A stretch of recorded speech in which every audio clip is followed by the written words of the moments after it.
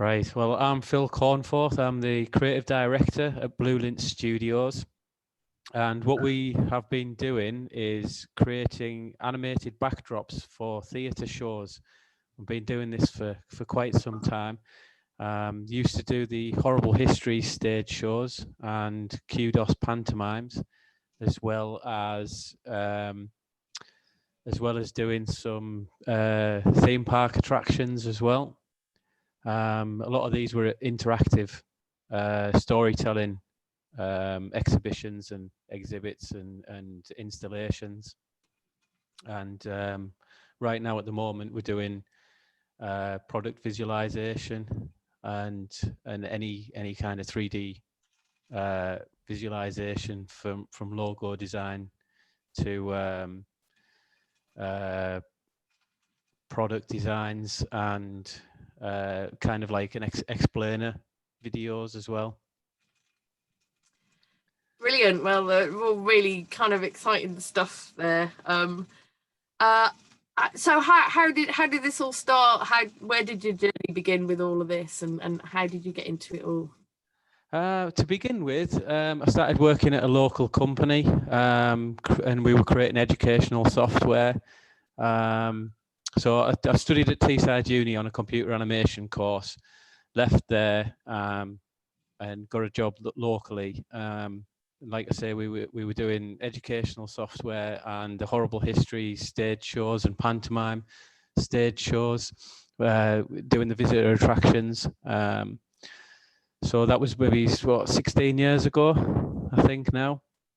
And then after the company that I was working for closed down, I just decided to set up on my own and try and create the same type of thing, but with a lot more progression, with new techniques and new rendering engines to progress the technique further, and it all carried on from there, really.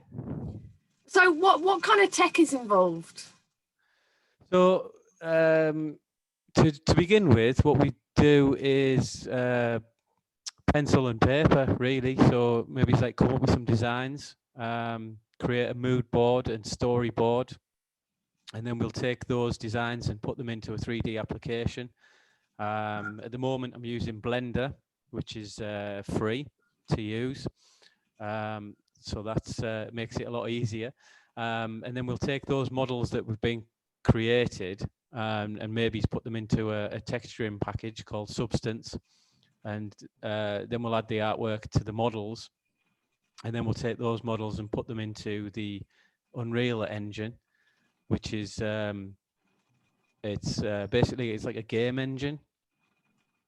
So we'll put the models into there and then animate and create the scenes within Unreal Engine, and then we can either keep them in the Unreal Engine to create a real-time application to make it interactive, or we can render it out as video, which is what we mainly do for the stage shows at the moment, is just rendering it out as video.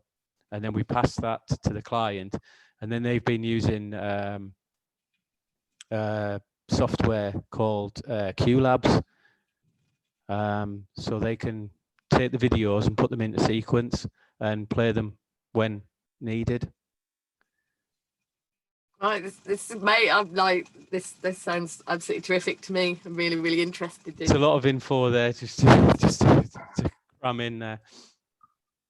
No, it's just great, you know, because I'm kind of I'm working on a 5-play cycle, and I'm trying to do use different techniques, different approaches to all of them, and that idea of mixing kind of film and live action by the use of, you know, some kind of projected backdrop is kind of really exciting for me. Yeah, well, have you heard of The Mandalorian? Yes. TV show Mandalorian. All the backdrops are done in Unreal Engine. Right, I haven't actually watched it. I mean, I am a big. I've not seen it, but I know of it. So we use the same engine. So it's the Unreal Engine. So they'll create the scenery in the Unreal Engine and then position screens around the actors. So that's the backdrops. I'm not too sure if it's done real time or I think it's done real time. So you could then animate things in the background in real time, but it just means that the actors, rather than standing in front of a green screen, they've got something to interact with. Yeah, great. It's like, I guess these kinds of things at the moment are just things that give us kind of hope, really, and ways of carrying on doing what we're doing in this kind of removed environment. You know, because we don't know. It's like this project, like this is one of the last interviews. We've been doing this 6 months now, and it's just been a roller coaster of coming in and going out and getting back in lockdown. And one thing that I'm really interested in seeing is what we've learned about tech and the role that tech has played, and how we make sure that that's still part of things when we're back out again. Yeah, it's been difficult times. Yes, incredibly difficult. I think the uncertainty is something that maybe as artists or people involved in the creative industries, we're perhaps a little bit more prepared for. But then again, you know, not being able to actually do any proper performances is, really harsh. So, how do you go about getting your clients? How like that? It's what? Sorry. How does your business function like that? Is it word of mouth mainly? In the past, it's been. I mean, the first job that we took on was a Peter Pan pantomime, and that was from an old contact from the company that I used to work for. So we basically just got in touch with him and see if he needed anything doing, and it just happened that he did. So that was the first contact, within my new business in Blue Lint, and then it kind of progressed through word of mouth, really, where it's just like Pauline Quirk Academy. So the PQA Academy is based in High Wycombe. They wanted a show doing, some backdrops doing, and that was through John Conway, which was the Peter Pan show. So that was word of mouth, and it was just like, well, I like the stuff that you've been getting. Is there any chance of getting the contact details of the people that did it? And it was just like, yeah, sure, that's no problem. But other stuff has come from social media. So LinkedIn has been great in the past. It's good on there because you get people, you get to connect with people who are first contact, people who you need to speak to. And then, of course, there's the networking events on Zoom or Remo. Remo's a really good one with Generator. That's been really good. I was on there this morning, and there was quite a few people. That's a good networking way of doing things, because you get put on different tables, and you can jump around from table to table and just network with whoever you want to, which has been really good.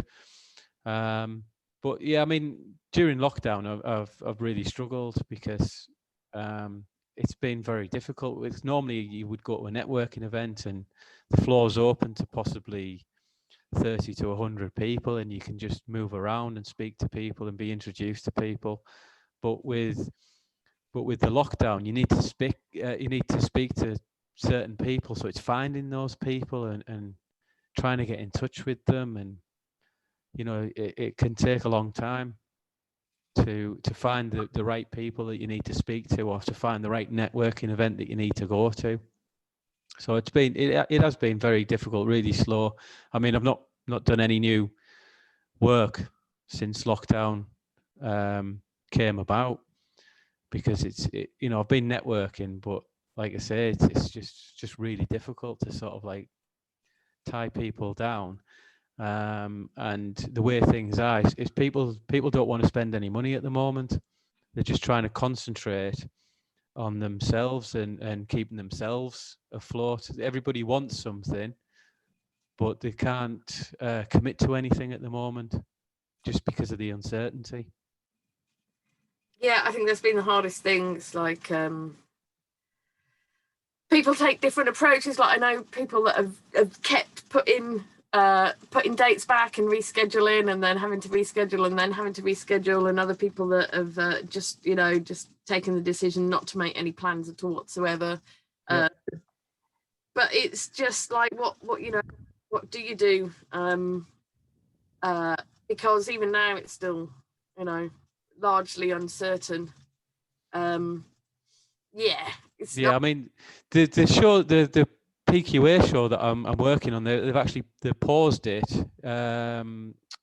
September, I think they paused it last year, and I received an email just in December to say that they still want the show, but they don't need it till the end of June. But they're not actually going to put the show out until 2022. So they're not expecting to be opening the theatres this year, 2021. I'm sure some shows will go ahead, but it'll be very selective, I would imagine. Yeah, I kind of think really if whatever's going to happen this year is kind of going to be outside, which isn't brilliant for somebody like you, that obviously you need a kind of dark, contained environment for your work to really play its part. Which is, but I just think if anyone's planning any indoor events. Yeah, I mean, I think people are, there has been a few people doing outdoor shows, but they're very limited to how audience members, like numbers, and they don't have the budget to do anything, so they've just been winging it, with no set at all. So yeah, although I was chatting to Scott Turnbull a few weeks ago, and he was, he's got funding for another show that it seemed like wasn't going to happen at all, and I don't know if he's done anything about it, but we kind of came up with the idea of drive-in theatre. The idea of putting on events in a big car park with a screen on which you can project. So maybe we can talk about that and see if we can plan for sure. I know there was I can't remember the company's name, but I know they're doing drive-in cinema. So they drive around with a big lorry to certain car parks, like retail car parks and things like that, and they'll put on a film for people. But obviously, that's content that's already been created. Yes, absolutely. Yeah, it's just there's that great big car park sort of opposite the auxiliary. That I'm kind of thinking maybe we can negotiate use of that, and yeah, absolutely, that'd be good. Yeah, because I mean, I've never seen that car park full, and I don't think it would be, in these circumstances. We could section off a bit that's still for cars, see if we can put on something in the rest of it. Yeah, that'd be good fun. Yeah. Well, I wish I was wish I had a more positive message about how it's going right now. It's this is what we're dealing with, and there's no point pretending that it's otherwise.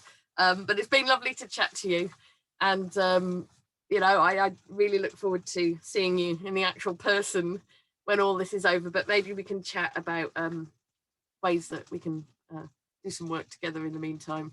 Yeah, that would be great. I'm always open for collaborations and trying to help people out is the reason why I set up this business, to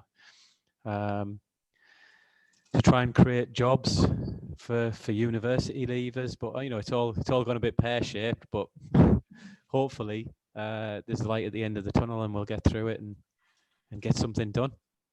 Absolutely, we need to trust to faith. That's what all we got left. And so let's say that by the end of the year, perhaps it'll all be back to the normal. And hope it's not going to be completely back to how it was. But in the meantime, let's think about creative ways that we can work together. Absolutely, definitely.